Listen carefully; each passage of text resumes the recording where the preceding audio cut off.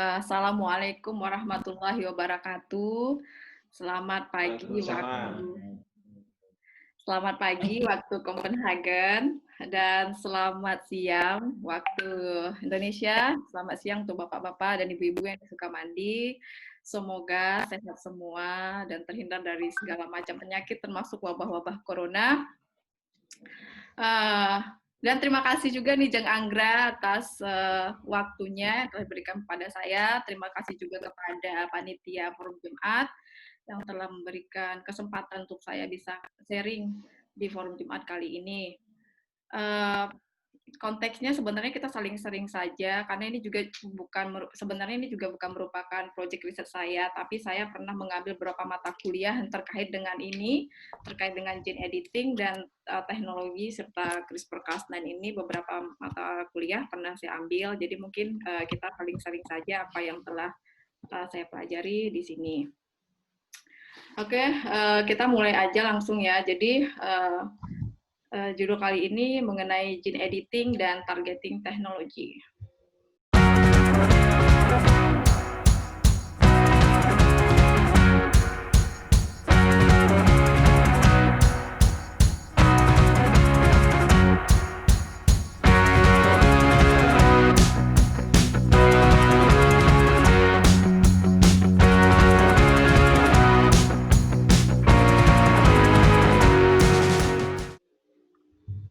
Nah,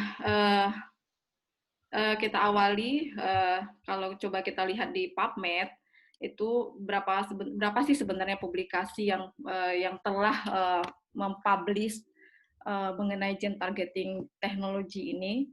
Nah, kalau kita lihat itu dimulai dari tahun 1950 ya, itu sampai itu data terakhir itu Agustus tahun ini. Itu kalau kita lihat keywordnya yang berhubungan dengan gene targeting, itu lebih dari 12.000 publikasi. Bahkan mungkin nanti juga akan meningkat. Karena memang teknologi ini terus berkembang, dan kalau kita buat lagi skupnya lebih kecil, tentang CRISPR-Cas9 itu sendiri, itu baru dimulai tahun 2013 itu karena emang si CRISPR tadi dimanfaatkan untuk genome editing gitu pada animal. Dan terus meningkat sampai tahun ini. Di sini kelihatan grafik trendsnya seperti menurun, tapi ini karena emang tahun ini pada bulan Agustus tuh belum beberapa publikasi yang banyak. Mungkin nanti akan diperkirakan terus akan meningkat, dan kita buat lagi kalau kita buat spesifik lagi itu keywordnya tentang FISH yang menggunakan targeting teknologi ini, gene editing dan targeting ini, itu sedikit sekali publikasinya, sangat sedikit sekali, dan apalagi aquaculture itu mungkin bisa dihitung pakai jari. Di sini apa maksudnya? Jadi ini peluangnya sangat besar untuk kita menggali aspek-aspek di sini kayak fish dan aquaculture, mengembangkan riset gene editing ini ke depannya sangat besar sekali peluangnya. Ini pada fish banyak dilakukan pada ikan karena ini emang kebanyakan itu paper yang telah publish itu berhubungan dengan gene editing yang digunakan pada zebrafish, karena emang zebrafish ini belakang ini sering digunakan sebagai hewan model untuk riset penyakit atau yang berhubungan dengan metabolisme pada manusia. Karena zebrafish ini sel dan fungsi imunnya itu sama dengan mamalia dan bisa diaplikasikan untuk manusia. Jadi makanya di fish ini banyak begitu. Nah, kalau dilihat dari sejarah singkat dari generasi gene editing ini, sebenarnya sudah lama itu gene editing dan targeting ini dimulai pada tahun 1923. Namun, itu pemotongannya itu masih bersifat random dan kurang efektif gitu. Jadi kurang efisien istilahnya. Nah, mari kita lihat. Pada tahun 1923 itu terjadilah mutagenesis menggunakan X-ray yang dipublish papernya oleh si Little, tapi itu masih bersifat random gitu. Jadi bersifat random, jadi si peneliti belum bisa mengarahkan mutasinya tuh ke bagian yang diinginkan. Nah, pada tahun 1950 itu penemuan terbesar pada tahun itu si Barbara McClintock, dia menemukan transposon ontogenesis, di mana awal risetnya dia itu melihat kenapa sih ada perbedaan warna pada tongkol jagung. Jadi ada yang putih, ada yang kuning, ada yang ungu, bahkan ternyata di situ ada seperti nukleasi kayak transposon mutagenesis. Dan namun ini masih juga bersifat random, jadi belum bisa diarahkan. Dan beliau mendapatkan Nobel atas penemuan ini. Berikut, karena peneliti terus melakukan riset dan tidak pernah puas, ada paper dipublish oleh Russell, yaitu mengenai NU mutagenesis, atau yang disebut dengan ethyl nitrosaurea, di mana papernya dipublish di PNAS, itu jurnal yang sangat bereputasi tinggi juga, dan hasil pemotongan juga masih bersifat random.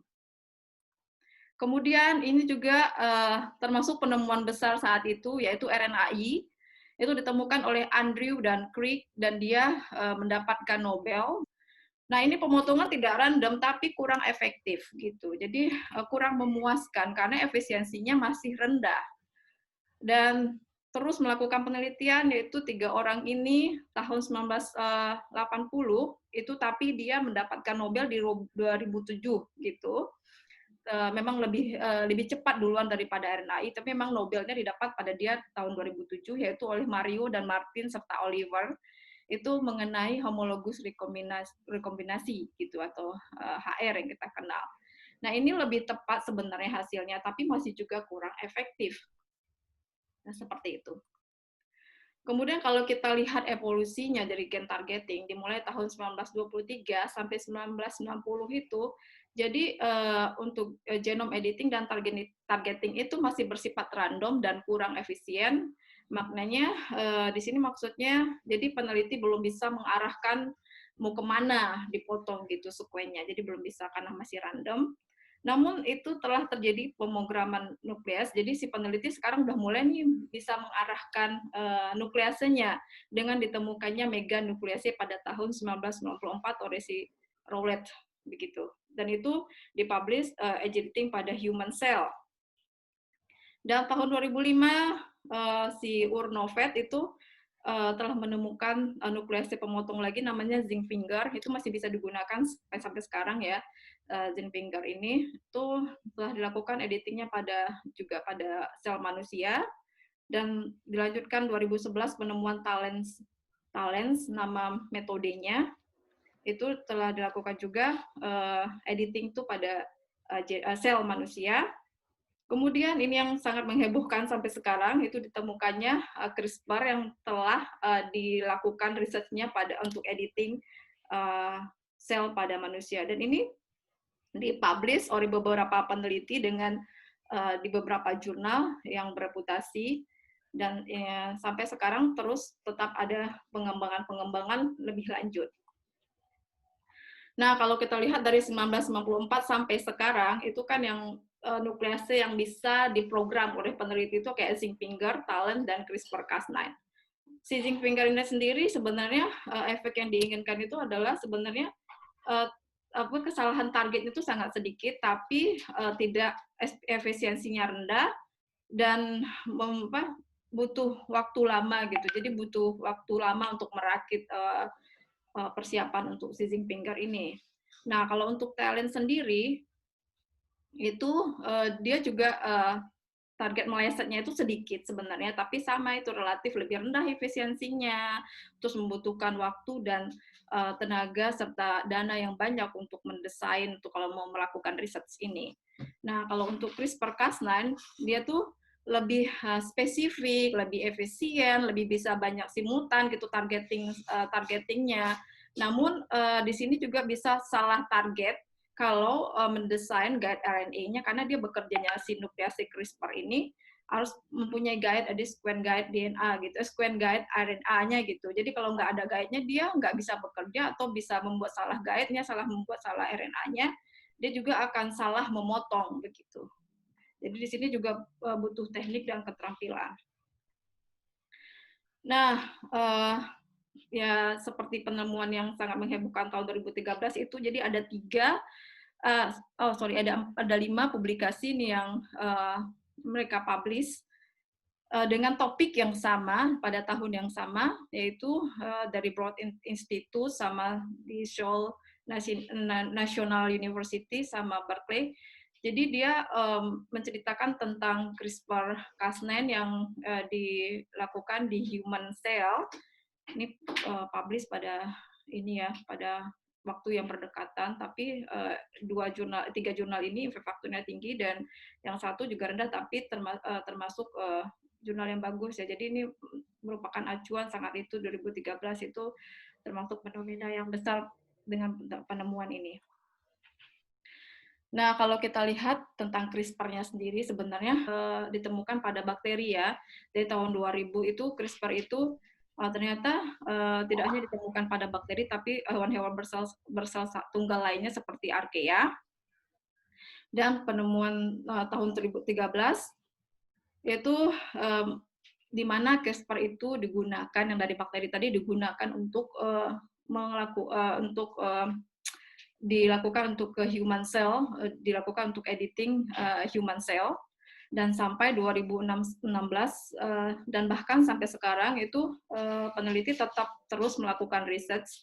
Jadi nggak cuma CRISPR-Cas9-nya aja yang berpotensi untuk bisa dijadikan nuklease. Jadi ternyata ada Cas lainnya seperti Cas2, Cas1, Cas lainnya itu juga mempunyai potensi mungkin bisa lebih dari Cas9. Jadi peneliti juga masih menggali tentang Cas-nya itu sendiri. Nah, kalau kita lihat apa sih CRISPR-Cas9 system? Kalau CRISPR itu sendiri sebenarnya adalah RNA.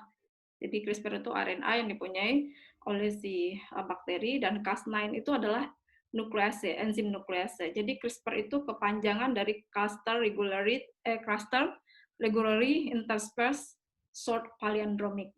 Jadi itu adalah sequence RNA yang berulang, di pengenalan virus di situ. Jadi makanya itu disebut cluster regularly interspersed short palindromic. Nah, program kerjanya si CRISPR ini mirip seperti kalau kita bekerja di Microsoft Word, kalau kita lagi ngetik, jadi kalau ada kita salah ketik nih, kita bisa mencari nih kesalahan ketik kita di mana, terus kita ubah dengan sesuatu yang baru. Nah, begitulah sistem kerja si CRISPR. Jadi kita ingin mengedit satu gen, terus gen itu akan kita mau kita potong nih, mau kita potong, entah kita insert seperti apa. Jadi si Cas9 ini nanti yang akan membreak si DNA tadi dan diperbaiki, apakah bisa jadi mutasi, delesi, atau bahkan kita mensisipkan sesuatu yang baru. Nah, sebenarnya apa sih CRISPR itu? Jadi CRISPR itu sebenarnya adalah adaptive immunity system pada bakteri atau Archaea, sel yang bersel tunggal, itu yang bisa untuk melawan si virus patogen. Dan biasanya itu target gen untuk editing dan regulasi, dan sistem kerjanya tuh mirip kayak Photoshop gitu. Jadi kita bisa mengedit, mengganti lagi dengan yang baru seperti yang kita mau. Jadi kita mengarahkan mutasinya, bisa kita arahkan. Nah, untuk CRISPR-Cas9 itu sebenarnya pada prinsipnya cuma dua ya, ada Cas9 yang disebut dengan endonuklease, dan CRISPR yang disebut dengan guide RNA-nya itu sendiri. Nah, ini awal mulanya itu kenapa sih si CRISPR itu nanti digunakan oleh peneliti untuk mengedit genom manusia, sel pada manusia, bahkan hewan ataupun tumbuhan. Yaitu yang pertama kali itu di sini si virus itu menyerang bakteri, jadi mengeluarkan material genetiknya, kemudian tersisipi ke dalam genom bakteri oleh Cas1 namanya. Jadi di sini disisipi kepada lokus CRISPR locus. Jadi virus yang menginfeksi bakteri, material genetiknya itu tersisipi ke CRISPR locus. Kenapa? Karena si bakteri itu mempunyai CRISPR locus. Nah, ini fungsinya telah tersisipi di sini. Kemudian dan dia juga mempunyai Cas gen. Nah, berikutnya, jika ada serangan balik atau infeksi kedua karena si sebelumnya material genetik dari virus itu telah tersisip ke CRISPR locus. Si CRISPR locus ini mengenal nih si material genetik dari si virus. Jadi akhirnya si CRISPR locus itu mengeluarkan RNA yang merupakan targeting untuk si virus itu tadi. Nah, setelah dikeluarkannya RNA tadi, si gen Cas ini dia akan mengeluarkan nuklease yang disebut Cas9 itu akan bekerja sama dengan si RNA ini merupakan guide untuk si nuklease akan memotong-motong si virus yang menyerang ini. Jadi akhirnya gen virus yang menyerang ini terpotong-potong oleh si Cas9 sama si guide RNA yang dikeluarkan dari CRISPR locus. Jadi beginilah sistem mekanisme si CRISPR itu bekerja pada bakteri.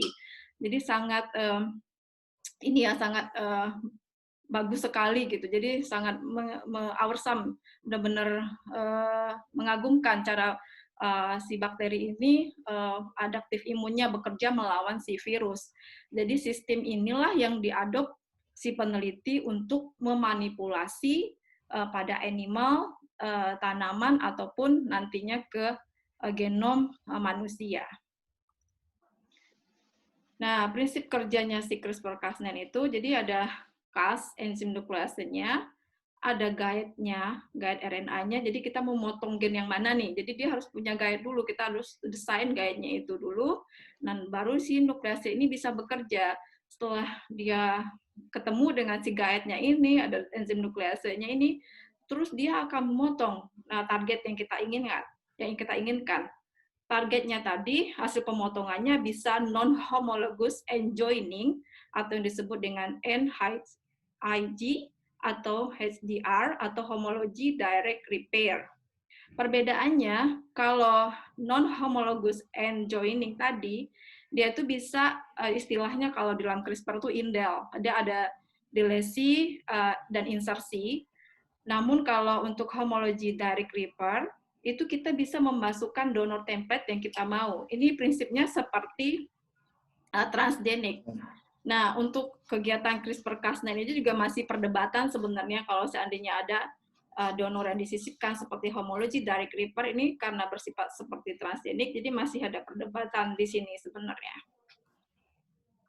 Nah, jadi sistem kerjanya si CRISPR-Cas9 itu simpel banget ya. Jadi ada guide RNA-nya, jadi ada RNA guide untuk memotong gen target yang mana, kemudian dilakukan break oleh si CRISPR, si Cas9 enzim nuklease tadi, kemudian terjadilah mutasi, delesi atau seperti manipulasi genetik di situ.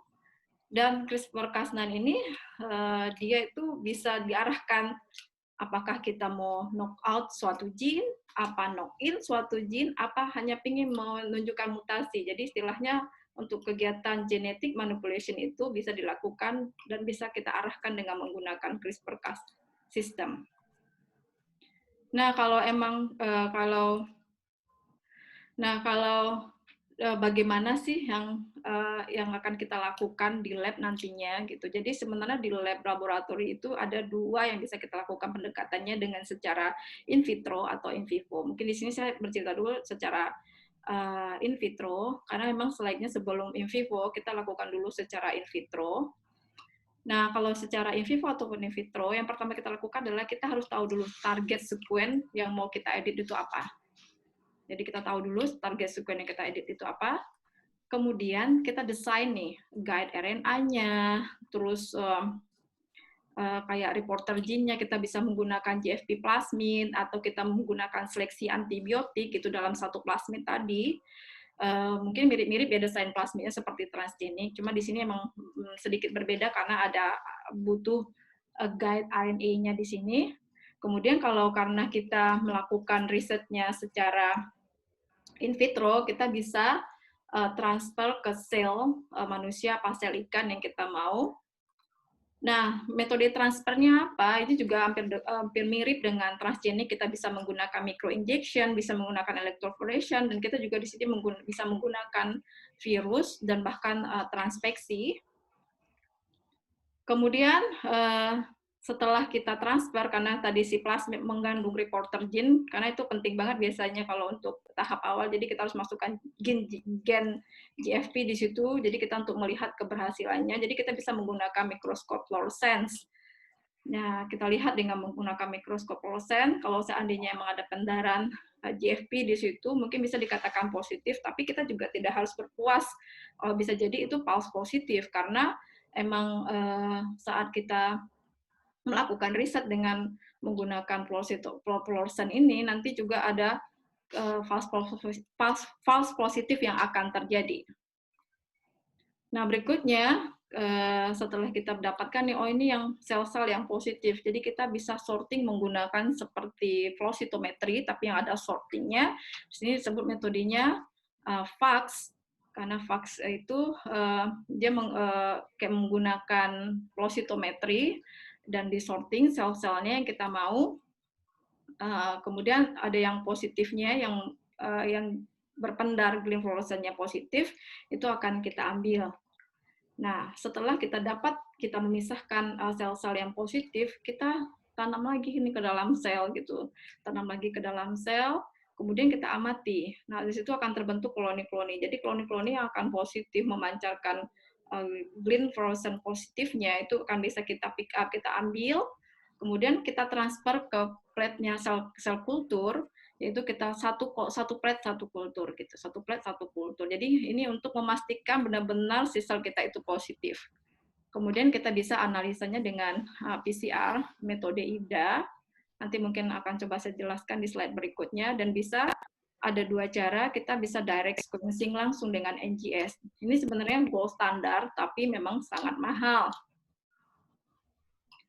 Nah, berikutnya ini untuk mengecek apakah kita berhasil melakukan knockout, knock-in, atau memutasi gen-gen tadi dengan menggunakan CRISPR-Cas9, itu bisa menggunakan sequencing, dari Sanger sequencing ataupun next generation sequencing. Kemudian bisa menggunakan immunohistochemistry. Ini catatannya jika antibody itu tersedia. Nah, kemudian bisa menggunakan T7 endonuclease activity, itu jika si plasmid kita itu mempunyai situs restriksi untuk T7. Tapi kalau emang tidak punya situs restriksi, saat kita desain dengan plasmid itu tidak ada situs restriksi T7-nya, jadi kita tidak bisa menggunakan ini. Kemudian ini ada metode yang baru ditemukan, dan ini telah dibandingkan dengan next generation sequencing, karena itu saat ini merupakan gold standar untuk pengecekan metode ini, dan metode IDA ini ternyata sama jika dibandingkan dengan next generation sequencing, dan lebih mudah dengan kolaborasikan, dikombinasikan dengan FACS metode ini. Nah, ini ditemukan oleh dua orang ini, si Eric Paul Bennett dan si Morten, dan kebetulan beliau juga yang memberikan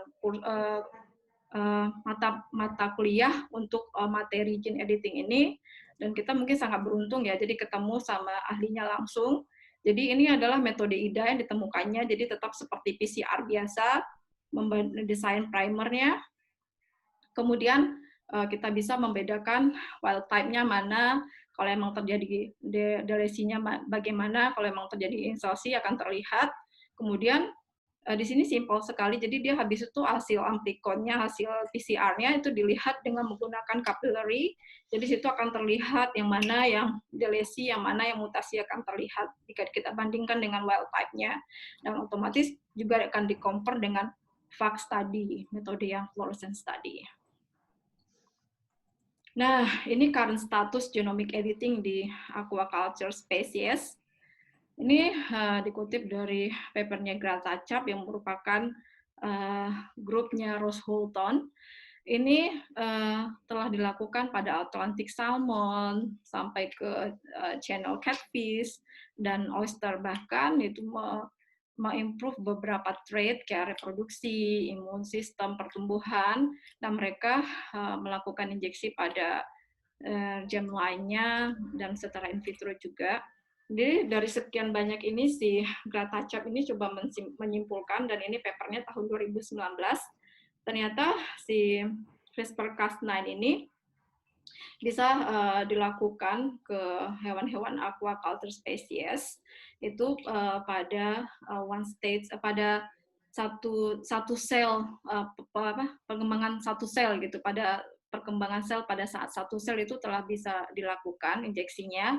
Namun di sini masih ada sepertinya kekurangan dan mungkin harus ada riset lanjutannya. Jadi masih bersifat mozaik, dan mozaik ini mungkin bisa terjadi karena apa si Cas9 tadi itu memotong si target itu pada tahap satu sel, bahkan ada tingkat beberapa sel.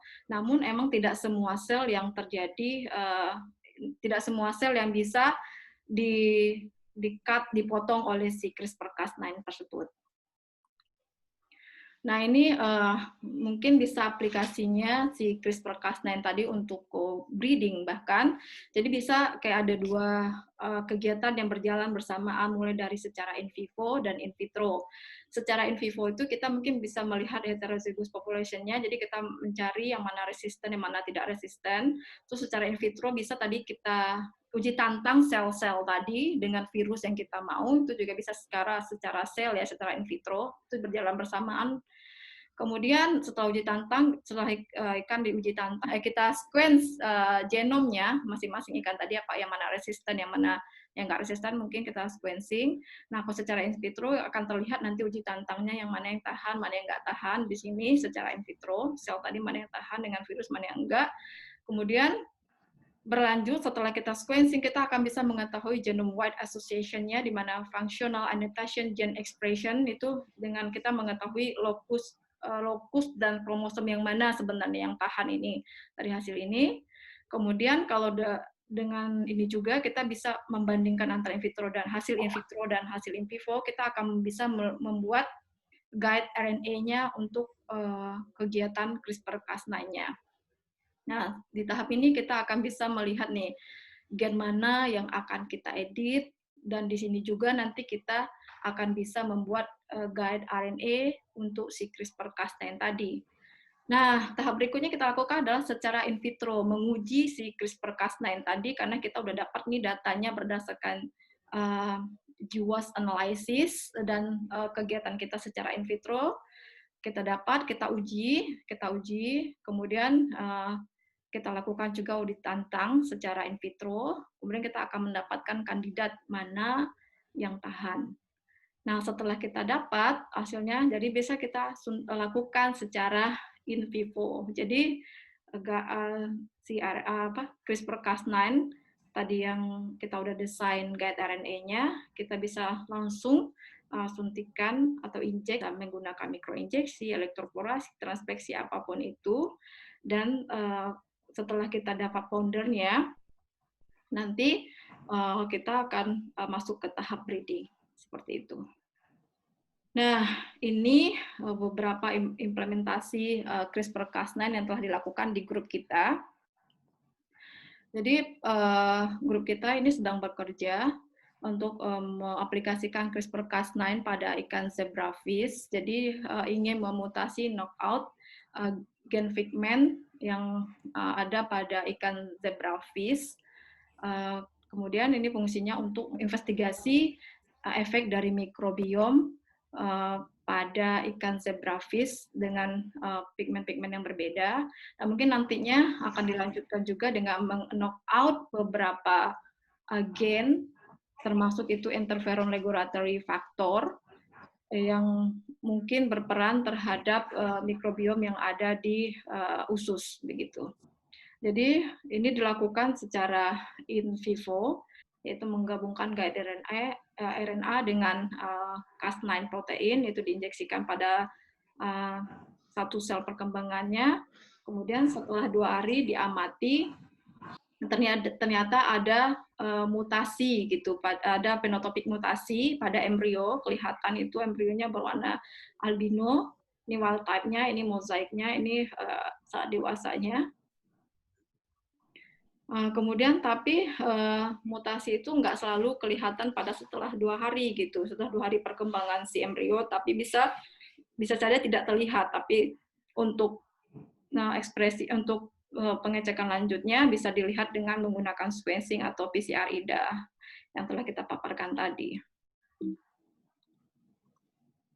Nah, kalau Bapak Ibu mengikuti beritanya, akhir 2018 sampai 2019 itu dunia riset digemparkan dengan si He Jiankui.